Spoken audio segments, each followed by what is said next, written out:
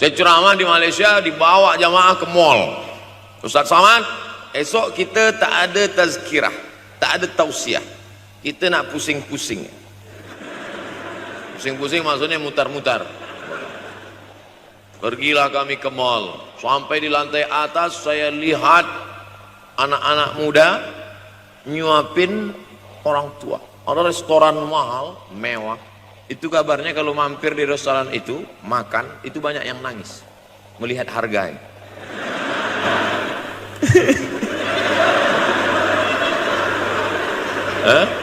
Ada saya lihat anak-anak muda yang ganteng-ganteng, perempuan yang cantik-cantik menyuap orang tua. Orang tua yang sudah tak berambut, sudah perempuan tak berambut lagi, rontok saking tuanya, kulit sudah keriput. Duduk, didorong pakai kursi roda, dibawa ke mall, sampai di itu diberikan restoran tercanggih, termahal, dia sendiri yang menyuapkan makanan. Ternyata bagi saudara-saudara kita Tionghoa, salah satu mengundang berkah menyenangkan orang tua. Itu keyakinan mereka. Nih keberkahan. Oleh sebab itu, jangan cuma sekedar ngaji-ngaji aja, pulang dari sini. Kalau memang tinggal di Yogyakarta atau di luar nanti pas liburan, sisihkan uang, bawa dia ke mall, bawa dia ke restoran, senangkan hatinya, bawa dia jalan-jalan. Cuman tetap juga yang logis. Kalau dia udah tua, janganlah dikasih kacang goreng. Sesuaikanlah, agar-agar kasih. Ya nggak perlu dikunyah. Kiri kanan gol, kiri kanan gol. Orang tua bawa kasih kacang, menyiksa itu. Pada masa yang boleh kan pula. Nanti kau dah suruh boleh, oh boleh. Hah?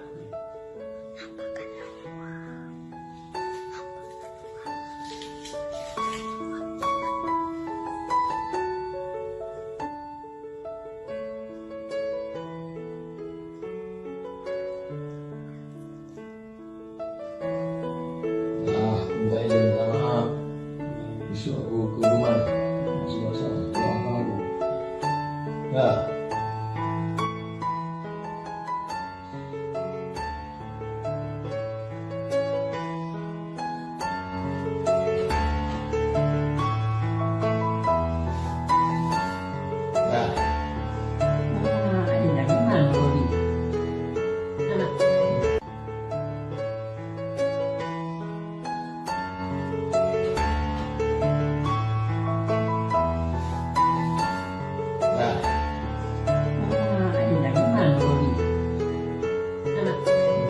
Saya belikan orang tua saya itu rantai, saya belikan gelang, saya belikan cincin.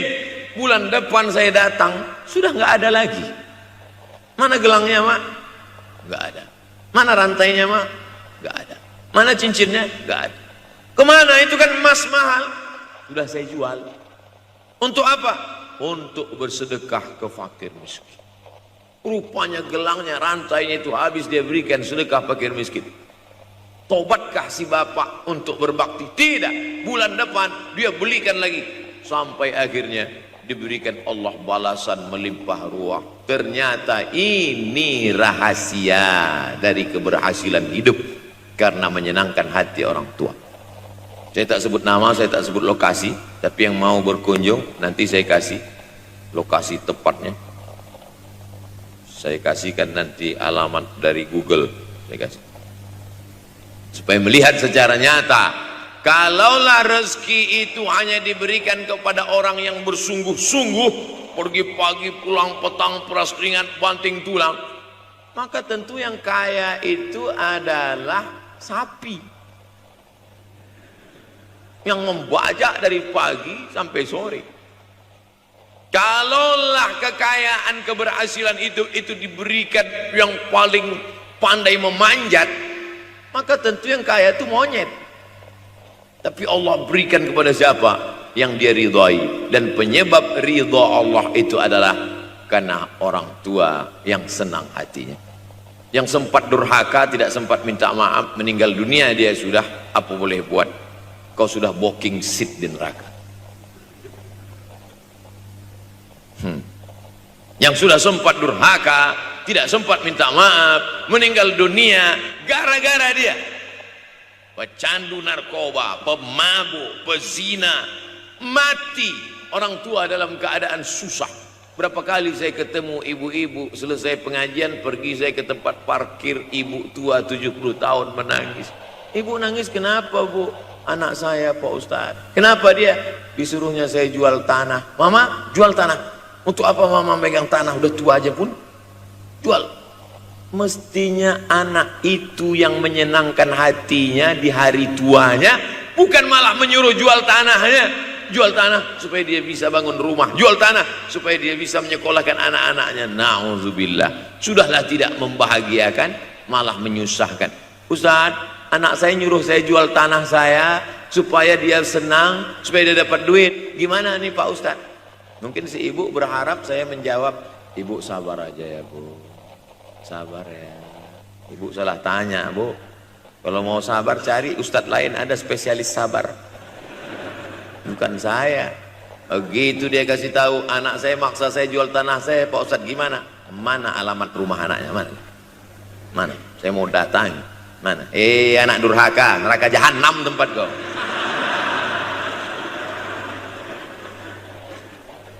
Tak mau dia ngasih alamat. Rupanya dia takut nanti anak saya malah marah sama saya, Pak Ustadz. Saya kasihan. Mudah-mudahan Allah berikan kekuatan pada ibu. Tapi ada satu perbuatan dosa yang pasti di dunia dirasakan. Apa itu? Durhaka pada orang tua. Orang yang durhaka pada orang tua, di dunia dia tetap dapat, di akhirat dapat sekali lagi. Itu janji Rasulullah SAW. Lama hidup banyak dirasa, jauh berjalan banyak dilihat, lama jadi ustadz banyak yang curhat. Maka tidak satu dua itu saya lihat dalam kehidupan. Hebat, rezeki banyak melimpah ruah, tapi jauh dari kebahagiaan. Apa sebab? Janji Rasulullah SAW. Orang yang durhaka pada orang tua di dunia sudah dapat, di akhirat dapat lagi. Dapat. Di mana letak keadilan Allah? Kenapa di dunia sudah dapat, di akhirat dapat lagi? Yang di dunia itu baru DP-nya, di akhirat baru kau rasakan cash-nya. Oleh sebab itu jangan pernah melawan pada orang tua. Jangan pernah melawan. Apapun kata dia, jurus menghadapi orang tua ini tidak banyak, 3 saja. Kalau dia marah-marah, kalau dia cerewet, kalau dia ngamuk-ngamuk, pertama diam. Pulang kampung marah dia. Saya bolak-balik kirim uang belanja, kenapa kamu IP-nya 2,0? Diam. Yang kedua diam. Yang ketiga diam. Kalau belum bisa membahagiakan, jangan susahkan dia. Kalau belum bisa menunjukkan prestasi, jangan susahkan hatinya. Jangan sampai belum ketemu dengan wajah kita pun dia sudah susah hati. Baru nama kita muncul di HP-nya, kumat darah tingginya. Bunyi handphone dia lihat nama kita di situ, langsung berubah detak jantungnya. Karena ternyata bukan nama kita di situ dia buat. Siapa? Troublemaker. Oleh sebab itu jangan susahkan orang tua. Saudaraku yang dimuliakan Allah Subhanahu wa taala, maka my life, my adventure, hidup saya adalah petualangan saya. Ini yang mau kita harapkan, berani menghadapi tantangan. Ada orang yang menganggap hidup ini ya simpel-simpel aja lah Pak Ustadz. Tapi ada orang ingin hidup ini penuh dengan perjuangan. Sama seperti makanan, ada orang simpel aja, nasi, kecap, telur rebus, dah cukup. Tapi ada orang mau ada goreng ayamnya, ada rendangnya, ada supnya, ada tom yamnya, ada lengkap semua. Begitu juga hidup ini. Ada orang yang simpel aja, ambil goreng ikan, makan. Tapi ada satu lagi enggak, pergi naik mobil sampai ke tepi hutan, naik motor, habis itu nyewa speedboat sampai di tengah laut memancing, ujung-ujungnya ikan juga. Yang dia nikmati bukan ikannya, tapi yang dia nikmati adalah proses untuk mendapatkan ikannya. Paham? Itu enaknya ngomong sama mahasiswa. Coba kalau yang masyarakat biasa, kita udah capek cerita, selesai, ada pertanyaan, Ustaz, maksudnya tadi apa ya? Aduh, capek gitu. Saya terus terang kalau ceramah di depan mahasiswa ini bangkit semangat saya lagi. Ini sekarang rasa-rasa umur 24. Tapi begitu nanti sudah mulai agak jauh dari mahasiswa, balik 42 lagi. Nah, makanya saya senang kalau diundang ke kampus-kampus. Saya kalau di Jogja diundang di kampus terus, walaupun nggak semua nerima.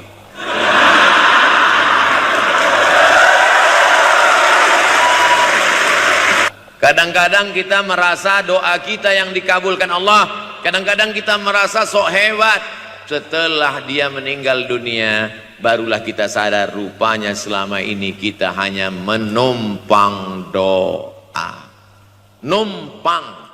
Bukan doa kita yang dikabulkan Allah ternyata, tapi doa dia. Tapi dia tidak pernah cerita itu. Dia nggak pernah ngomong. Apa pernah dia panggil kita? Sini sebentar. Aku sudah capek doain itu. Pernah dia bilang gitu. Dia cukup mengadu tengah malam, ya Allah, anakku ini jadikan dia berhasil kuliahnya, ya Allah. Sudah hampir 14 semester nggak selesai-selesai itu. Dia mengadu kepada Allah Subhanahu wa taala. Ma, aku susah ini sekarang. Susah kenapa? Skripsiku ditolak terus. Pembimbing kemarin itu mempersulit terus. Berdoa dia tengah malam, ya Allah, lapangkan hati pembimbing itu supaya anakku cepat, ya Allah. Kalau enggak, matikan dia, ya Allah. Kabul, 2 hari setelah itu meninggal. Tapi kita tidak bisa request. Oleh sebab itu maka banyak-banyak dekatkan kepada orang tua, senangkan. Saudaraku yang dimuliakan Allah Subhanahu wa taala, kenikmatan yang terbesar adalah ketika orang tua masih ada bersama kita. Kalau sudah tak ada, nanti saat Idul Fitri, Allahu Akbar, Allahu Akbar, Allahu Akbar, la ilah, barulah menetes air mata. Mama. Saya kalau sudah menengok orang menangis terlalu berlebihan mengenang orang tua, ini pasti ada, kalau bahasa kampung kami, something wrong. Ini pasti ada sesuatu ini. Karena orang kalau sudah habis tumpah, dia tidak akan menetes lagi. Tumpahkan kasih sayangmu itu sampai habis ludes, dia tidak akan menetes lagi. Tak ada penyesalan, karena semua sudah kita berikan. Kalaupun menangis, hanya tetesan kasih sayang. Tapi kalau sampai mencakar dinding, mama, ini pasti. Saya kalau ada orang yang menyesal sampai mencakar dinding, mau saya antukkan aja kepalanya ke dinding. Dulu waktu hidup kenapa enggak waktu? Sekarang udah mati baru kau menangis kan? Senang kan? Nah, tapi tentu sesuai kemampuan kita, karena kata Allah, la yukallifullahu nafsan illa wus'aha. Allah tidak membebani orang lebih dari semestinya. Maka kita harus sering-sering bersama. Apa ini takbir? Takbir itu ngusir setan. Tadi saya ceramah jam 4:30. Sekarang sudah jam 5:30 Artinya saya sudah ceramah 70 menit. Ini sudah keluar dari kode etik. Karena di mana-mana saya ceramah 60 menit. Kenapa bisa Ustaz Somad ceramah 70 menit di Universitas Ahmad Dahlan ini? Kenapa? Semangat. Semangat yang membuat kita.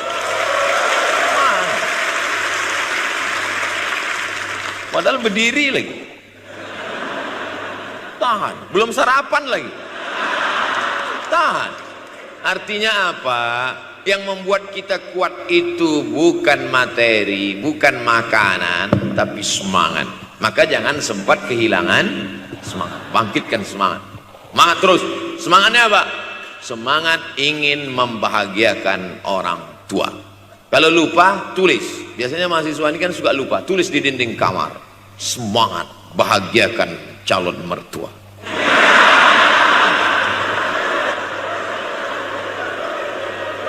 Nanti teman kos-kosan datang ngelihat, loh, kata Ustaz Somad kan orang tua, kenapa ente buat mertua? Sedangkan mertuaku saja kubahagiakan, apalagi orang tua.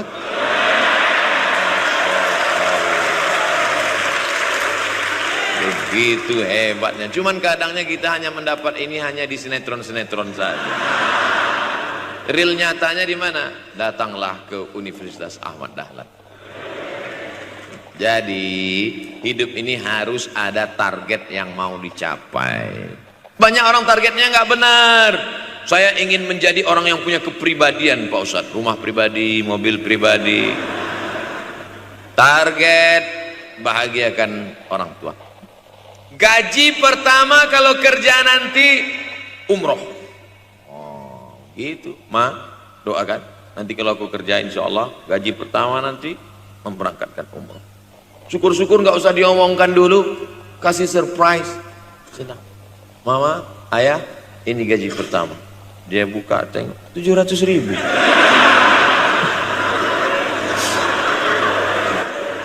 Menangis dia menerima gaji pertama itu. Bukan karena harunya sikit.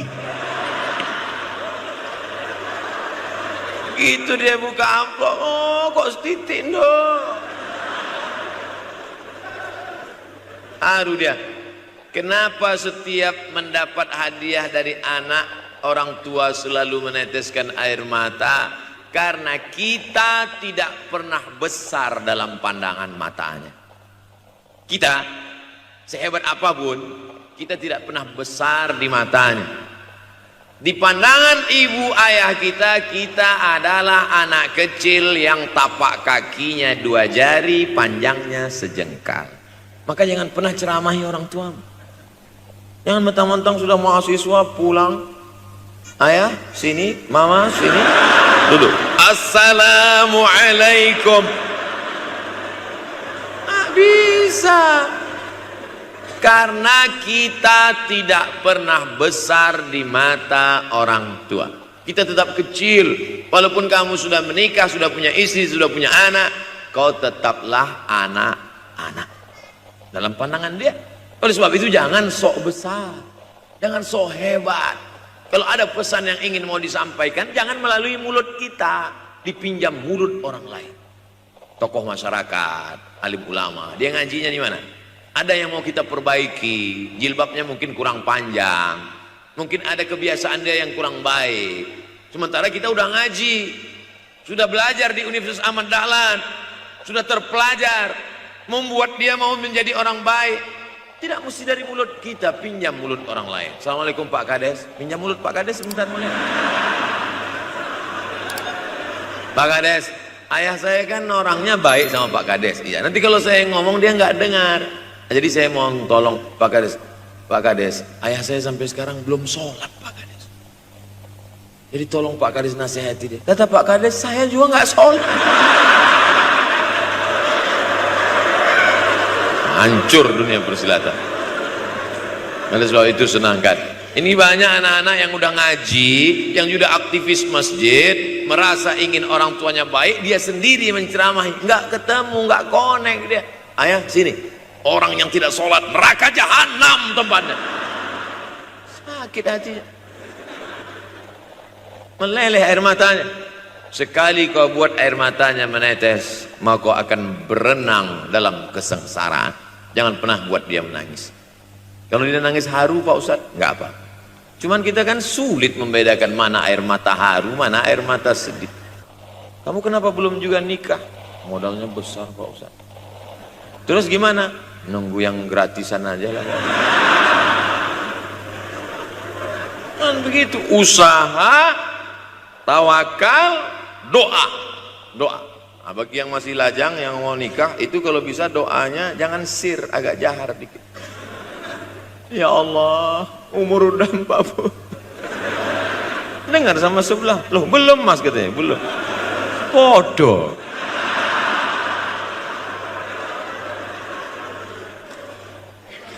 Kira-kira rezeki itu Allah yang ngatur atau kita yang ngatur? Allah. Makanya di antara Asmaul Husna Ar-Razzaq, yang maha memberi rezeki. Kalau Allah yang mengatur, mungkinkah Allah menyia-nyiakan kita? Tidak. Cicak di dinding. Semua tahu. Karena dari kecil kita memang sudah diajari lagu cicak. Cicak, cicak di dinding. Ada nggak pernah yang dinyanyikan lagu kadal? Ada. Kenapa mesti cicak? Coba tanya ibu kita yang dulu nyanyikan. Mama. Kenapa cicak, Ma? Karena kalau buaya terlalu gede, nak. Kenapa cicak? Dia sedang mengajarkan kita bagaimana cicak dengan segenap kelemahannya. Cicak itu binatang yang lemah. Hidupnya aja sungsang. Kita selalu berlawanan dengan cicak. Yang kata kita di atas, kata cicak di bawah. Tapi makanan cicak luar biasa. Apa makanan cicak? Helikopter. Nyamuk. Cicak tidak bisa menggunakan tangannya. Karena kalau dia pakai tangannya jatuh. Kadang pakai 4 aja jatuh. Selalu kan kejadian eksiden cicak jatuh. Cicak tidak pernah gunakan tangannya untuk makan. Karena dia harus berpegang kuat. Apa yang dia pakai? Lidahnya. Lidahnya dia pakai. Nyamuk yang dia makan. Helikopter. Habis dimakan oleh cicak. Siapa yang paling hebat? Nyamuk, makanannya darah. Nyamuk masih keluarga Dracula. Tapi Allah SWT mau mengajarkan jangan putus asa, gunakan potensimu, apapun yang terjadi gunakan. Ini sekarang banyak anak-anak muda nih kehilangan semangat. Kalau engkau kehilangan beras masih bisa hidup 3 bulan. Kalau engkau kehilangan air masih bisa hidup 3 hari. Tapi kalau kau kehilangan semangat, kau hanya hidup 3 detik. Tik, tik, tik, mati. Oleh sebab itu jangan sampai kehilangan semangat. Bahasa kitanya putus asa. Sampai dingin tuh lontong. Bukan karena ceramah terlalu lama, bukan. Sampai dingin itu sarapan pagi gara-gara mahasiswa. Ente kenapa? Galau, Ustaz. SMS nggak dibalas. Telepon nggak diangkat. La ilaha illallah Muhammad Rasulullah. Mahasiswa seganteng ini, sehebat ini, begitu cepat putus asa. Saya aja setua ini, sekurus ini masih banyak yang mau. Lihat tuh komen-komen di Instagram. Baca tuh komen-komen di YouTube. Ustadz, jadikan aku yang kedua ya. Masa kalian anak-anak muda gagah perkasa, bangkitkan semangatmu, takbir. Banyak yang belum ketemu jodoh. Saudara yang dimuliakan Allah Subhanahu wa taala, maka bangkitkan semangat. Tapi yang namanya semangat ini tidak bisa bangkit dengan banyak. Kita lihat orang bersemangat, pede di depan orang, pede luar biasa. Dia kok pede sekali ya? Pakai sabun. Banyak juga yang semangat, pede luar biasa, rupanya pakai jimat. Kita pede kita bukan karena sabu-sabu, bukan karena narkoba. Pede kita karena kita sudah serahkan semuanya pada Allah. Inna sholati wa nusuki wa mahyaya wa mamati lillah. At-tahiyatul mubarakatul sholawatu thayyibatu lillah. Tapi tetap satu. Jangan nanti mentang-mentang udah dengar ceramah saya, at-tahiyatul mubarakatul sholawatu. Tetap satu. Dalam hati saja. Ini bukan punya aku ya Allah, ini semuanya punya Engkau, punya Engkau. Berhasil kalian, sukses kalian, punya apartemen, punya kondominium, punya mobil. Datang teman nanya, hebat ente ya, kaya sekarang ya.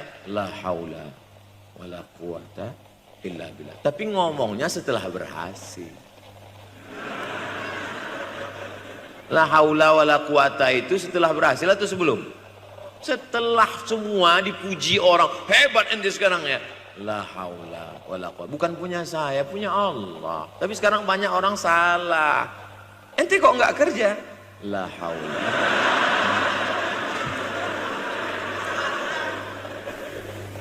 La haula wa la quwata illa billah. Subhanallah, masya Allah, tabarakallah. Menunjukkan manusia lemah, tak punya apa-apa. Dia ingin berkata, ini hanyalah punya Allah. Begitu juga dengan acara ini. Kenapa acara di masjid? Kenapa acara di kampus kemarin ramai melimpah ruah? Bukan karena panitia, bukan karena Ustaz Abdul Somad, bukan karena baleho yang besar, tapi la haula wala quwata illa billah. Pulang dari sini, bangkitkan semangat, senangkan hati orang tua, kejar prestasi, terus kuliah. Mudah-mudahan semuanya selalu mendapatkan kebaikan. Amin ya rabbal alamin. Terima kasih atas segala perhatian. Mohon maaf atas segala kesilapan dan kekhilafan.